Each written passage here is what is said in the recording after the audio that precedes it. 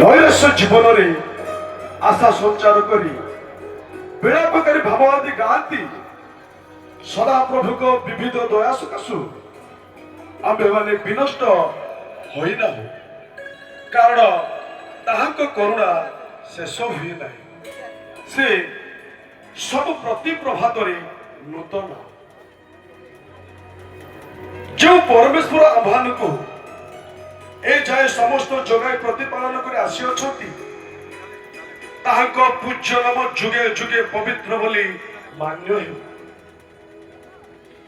ଅଦ୍ୟ ଉଦ୍ଯୋଗ ସମ୍ମିଳନୀର 70 ସମ୍ବତ୍ସର ପବିତ୍ର ସମାଗମ ତମ୍ବୁ ତଳେ ସମବେତ ହାରଣ ପ୍ରତିମା ଯାଜକ ବର୍ଗ, ଲେବି ସନ୍ତାନ ତୁଲ୍ୟ ମଣ୍ଡଳୀ ମାନଙ୍କର ସେବକ ବୃନ୍ଦ, ପୁଣି ପାଉଲ, ଆପୋଲ, ଶିଲା, ଆକିଳା, ବର୍ଣ୍ଣବାସମ, ଯାହାଙ୍କ ପ୍ରତିଛବିରେ ପ୍ରଚ୍ଛଦପଟ ପେଣ୍ଡାଲ ସଭା ମଣ୍ଡନ କରୁଅଛି, ପ୍ରଖ୍ୟାତ ବକ୍ତାଗଣ ଏବଂ ପ୍ରାଙ୍ଗଣରେ ଉପବିଷ୍ଟ ଉପାସକ ମଣ୍ଡଳୀ ସମେତ ଉଦ୍ଯୋଗୀ ଯୁବପିଢ଼ି ତଥା ଆଗନ୍ତୁକ ଶ୍ରୋତା ବର୍ଗଙ୍କୁ ଏ ଦିନ ଅକିଞ୍ଚନ ଅନଭିଜ୍ଞ ଅଶିକ୍ଷିତ ନୂଆଗଡ଼ ମଣ୍ଡଳୀ ଯୁବକ ସମିତି ହାର୍ଦ୍ଦିକ ସମ୍ବର୍ଦ୍ଧନା ଜ୍ଞାପନ କରୁଅଛି।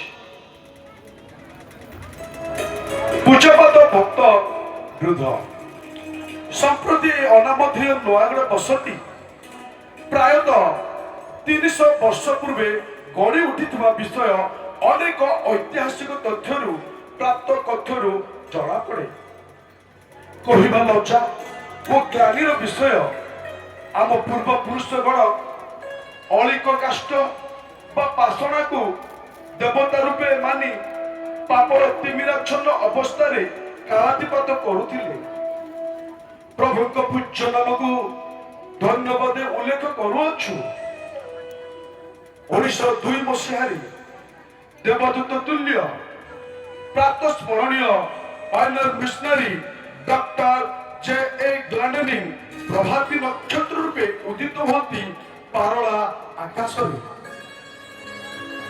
ମାଳାଞ୍ଚଳ ସାରା ଖ୍ରୀଷ୍ଟଙ୍କ ଜ୍ୟୋତିରେ ଉଭାସିତ ହେଉ ଏକ କ୍ଷୀଣ ଆଲୋକ ଶିଖାରେ ଉଦ୍ଦୀପିତ ହୁଅନ୍ତି 7ଟି ପ୍ରଦୀପ।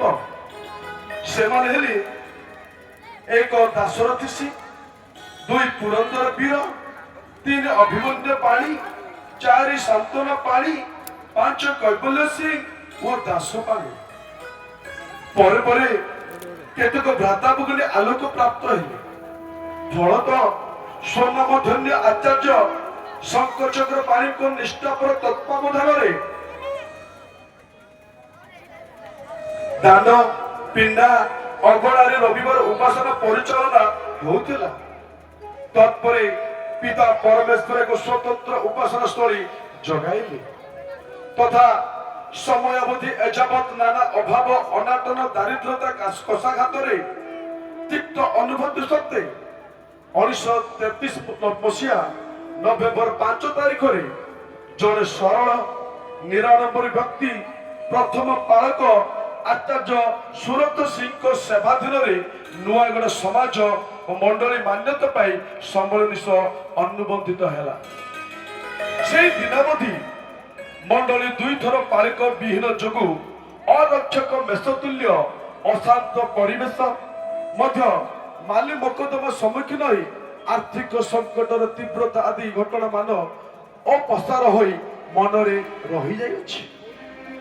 ତଥାପି ପ୍ରଭୁଙ୍କ ମହାନାମର ଧନ୍ୟବାଦ ପ୍ରଶଂସା କରୁଅଛୁ, କାରଣ ଏ ନଗଣ୍ୟ ମାନଙ୍କ ମାଧ୍ୟମରେ କେତେକ ଆଶ୍ଚର୍ଯ୍ୟ କର୍ମ ସ୍ମୃତି ପଟରେ ଛାପି ହୋଇ ରହିଯାଇଅଛି। ପ୍ରଥମତଃ ମଣ୍ଡଳୀ ସ୍ଥାପନାବଧି 2009 ମସିହା ଯାବତ୍ 9 ଥର ରେକର୍ଡ ସଂଖ୍ୟକ ମହାସଭା ମାନ ଅଧିବେଶନ କରିବା ପାଇଁ ଜିହୋଭା ଯିଏ ସଦାପ୍ରଭୁ ମଣ୍ଡଳକୁ ସାମର୍ଥ୍ୟ କରିଅଛନ୍ତି। ଯେଉଁ ଅଧିବେଶନ ମାନଙ୍କର ପ୍ରଖ୍ୟାତ ବକ୍ତାଗଣ ଯଥା ଅଷ୍ଟ୍ରେଲିଆର ଡନ୍ ଏଷ୍ଟେନ୍, ଆଫ୍ରିକାର ନିଗ୍ର ଦମ୍ପତି bishop George Lohra, HC. Nanda, ସାଧୁ ଅମ୍ବରୀଶ କରାଡ଼, ସାଧୁ ସୁରତ ପାଣି ଏବଂ ସାଧୁ ଉପେନ୍ଦ୍ର ପରିଛା ପ୍ରମୁଖଙ୍କ ପଦରେଣୁର ଆଶୀର୍ବାଦ ମଣ୍ଡଳୀ ଲାଭ କରିଅଛି। ଦ୍ୱିତୀୟତଃ ଧର୍ମଶାସ୍ତ୍ରର ପ୍ରତିଟି ଶବ୍ଦର ଭାବାର୍ଥ ବ୍ୟାଖ୍ୟା କରି ପରୀକ୍ଷା ଆଜ୍ଞାଙ୍କର ନୂଆଗଡ଼ ଆଗମନ ପୁଣି ରହଣୀ ଯୋଗୁଁ ଏ ନଗଣ୍ୟ ମଣ୍ଡଳୀ ଓଡ଼ିଶାର କଣ ଅନୁକୂଳରେ ବେଶ ଜଣାଶୁଣା ହୋଇଅଛି। ତୃତୀୟତଃ ଅଦ୍ୟ ଏହି ସମାଗମ ତମ୍ବୁରେ ଅଧିବେଶନ ହେଉଥିବା ପବିତ୍ର ସ୍ଥଳ ଧର୍ମଶାସ୍ତ୍ରରେ ଚର୍ଚ୍ଚିତ ଶିଳ ପ୍ରାନ୍ତର ଭ୍ରମ ସୃଷ୍ଟି କରୁଅଛି। ଜଣେ ଜ୍ଞାନୀ ତଥା ତତ୍କାଳୀନ ସମ୍ମିଳନୀର କର୍ଣ୍ଣଧାରା ସଦା ସ୍ମରଣୀୟ ଆମ ପ୍ରିୟ ପାଳକ ଆଚାର୍ଯ୍ୟ ବିନ୍ୟାମିନ ପାଣିଙ୍କ ସୁଯୋଗ୍ୟ ପୁତ୍ର ଅଧୁନା ପାଳକ ଆଚାର୍ଯ୍ୟ ଜିସାକ ପାଣିକଙ୍କ ସର୍ବଶ୍ରେଷ୍ଠ ଅନୁଦାନ କଲେ ଅତ୍ୟୁକ୍ତି ହେବ ନାହିଁ, ଯାହା ପୂର୍ବତନ ପାଳକ ଆଚାର୍ଯ୍ୟ ସଦ୍ରକ ପାସ୍ତ୍ରଣୀଙ୍କ ନାମରେ ଟ୍ରଷ୍ଟ ବୋର୍ଡ ମେମ୍ବର ଭାବରେ ଦଲିଲ ନାମରେ ଉଲ୍ଲିଖିତ। ଫଳତଃ ଆମ ନୂଆଗଡ଼ ମଣ୍ଡଳୀ ଆମ ନିଜସ୍ୱ ଜମି ରୂପେ ସାନନ୍ଦ ଉଚ୍ଚାରଣ କରିପାରୁଅଛୁ। ବର୍ତ୍ତମାନ ମଣ୍ଡଳୀ ସମ୍ବନ୍ଧରେ ପଦେ ସ୍ୱର୍ଗତ ଶଙ୍ଖଚକ୍ର ପାଣି, ମଧୁଗାଣ୍ଟା, ବାଲ୍ମୀକି ପାସ୍ପୁରଣୀ ଏବଂ ଆଶାନନ୍ଦ ପାଣି ପ୍ରମୁଖ ପ୍ରଭୁଙ୍କ କୋଳକୁ ଚାଲିଗଲା ପରେ ଆଉ ଅଭିଷିକ୍ତ ଦିଗନ ମଣ୍ଡଳୀରେ ନାହାନ୍ତି। ବ୍ରହ୍ମପୁର ଓ ପୁଟାସିଂ ସମାଜୋଦୟ ମଣ୍ଡଳୀ ମାନ୍ୟତା ପ୍ରାପ୍ତ ପରେ একমাত্র কেরাণাঙ্গ শাখা সহ মন্ডলী সেবা করে আসুଅଛି। সদাপ্রভু আমাকে দয়া করি ঝাটি মাটি কুড়িয়া ঘর ঠারু ছণ ঘর এবং বর্তমান কংক্রিট ছাত তলে উপাসনা করিবা পাই অনুগ্রহ করিଅଛନ୍ତି। প্রিয় ভক্তজন, এ পর্যন্ত ধৈর্যহরা নহই স্থির চিত্তরে আম দুঃখ সুখর বখাণী শুনিଥିବାରୁ কোটি কোটি ধন্যবাদ অর্পণ করুଅଛୁ। বাস্তবরে ଆମ এই ନୂଆଗଡ଼ ଗ୍ରାମର ଅଙ୍କା ବଙ୍କା ଖାଲ ଢିପ ସାହି ଦାଣ୍ଡ ଆପଣମାନଙ୍କ ପାଦ ଧୂଳି ପତନରେ ଯେଉଁ ଅପୂର୍ବ ସଭା ମଣ୍ଡନ କରୁଅଛି, ବର୍ଣ୍ଣନା କରିବା ପାଇଁ ଆମ ପାଖରେ ଭାଷା ନାହିଁ।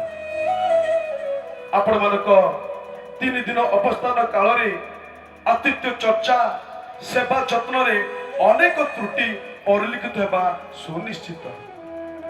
ଜଳହସ୍ତ ନିବେଦନ କରୁଅଛୁ, ସମସ୍ତ ଭୁଲ ତ୍ରୁଟି ପ୍ରଭୁଙ୍କ ମହାନାମରେ ମାର୍ଜନା କରି ଆପଣାର ବୋଲି ମନେ କରି ଗ୍ରହଣ କରିନେବେ। ପୁଣି ସାଷ୍ଟାଙ୍ଗ ପ୍ରଣାମ ପୂର୍ବକ ଅନ୍ତିମ ନିବେଦନ, ଏ ଦିନଜନମାନଙ୍କୁ ଦୟା ହୋଇ ଆପଣଙ୍କ ଦୈନନ୍ଦିନ ପ୍ରାର୍ଥନାରେ ନିତ୍ୟ ସ୍ମରଣ କରିବା ହେବେ। ଉତ୍କଳ ବାପ୍ଟିଷ୍ଟ ଉଦ୍ଯୋଗ ସମିତି ନୂଆଗଡ଼ ଗଜପତି। ଧନ୍ୟବାଦ।